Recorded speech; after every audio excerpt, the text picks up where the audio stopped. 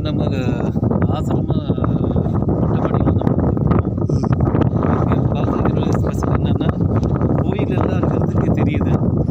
இப்போ இந்த கோயில் பாக்கூரையிலேருந்து இந்த கோயில் நம்ம ஆசிரமத்தை பார்த்துட்ருக்கு. அது வடக்குலேருந்து தெற்கு நோக்கி பார்த்துட்ருக்கு. வடக்குலேருந்து தெற்கு நோக்கி பார்த்துட்ருக்கு. ஆமாம், யூஸ்வலாக கோயில் இருக்கணும்னா வடக்குலேருந்து தெற்கு இருக்கும், மேற்குலேருந்து கிழக்கு நோக்கி தான் முகப்பு வாய்ப்பு இருக்கும். ஆனால் நம்ம ஆசிரமத்தை பார்க்குறது வடக்குலேருந்து தெற்கு பார்த்து நம்ம ஆசிரமத்தை பார்த்துட்ருக்கோம். அது இது ஒரு சிறப்பு அம்சமாக தெரியுது.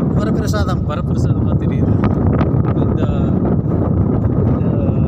இந்த ஆசிரமத்தை எங்கள் அப்பாவுடைய நினைவாகவே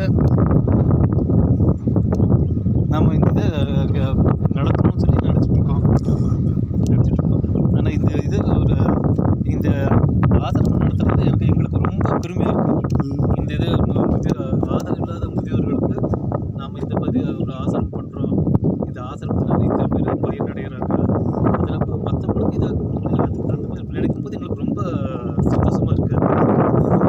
நானும் எங்கள் வீட்டில் இருக்கிற அம்மாவும் சேர்ந்து இந்த ஆசிரமம் நடத்தலாம்னு சொல்லி நம்ம நடிச்சிட்ருக்கோம். இங்கே சுமார் எத்தனை பேர் இருக்காங்க ஆசிரமத்தில்?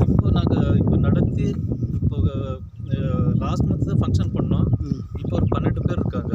ஆமாம், 12 பேர் இருக்காங்க.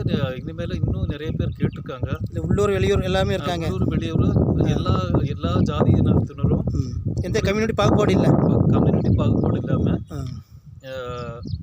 உள்ளூர் வெளியூர் எல்லாமே இப்போ நாங்கள் சேர்த்துட்ருக்கோம்.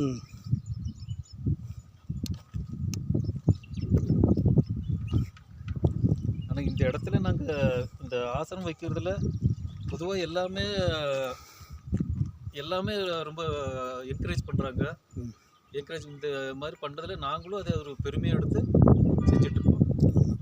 இல்லை, எனக்கு ஃப்யூச்சரில் வருங்காலத்தில் நல்ல நிலைமைக்கு வரும்.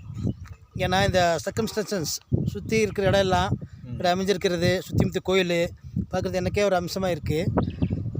நல்லபடியாக வளர்ந்துட்டு வரட்டுங்க. பொதுவாக நாங்கள் எப்படின்னா இந்த ஆசிரமமானது ஒரு இயற்கையாகவே நாங்கள் மருத்துவம் பண்ணி அவங்கள உடம்பு சரியில்லாமல் இருக்கிறவங்கள சரி பண்ணுறதில்ல. இயற்கையாகவே நல்ல இயற்கையான தண்ணீர், இயற்கையான சுடு தண்ணீர், இயற்கையான வெளிச்சம், இயற்கையான காற்று எல்லாமே இருக்கிறதுனால அவங்க அந்த இயற்கையாக அனுபவிச்சுட்டு அவங்க உடல்நிலை சரியாக இல்லாத நிலையிலிருந்து நல்லாயிட்டு வந்துடுறாங்க.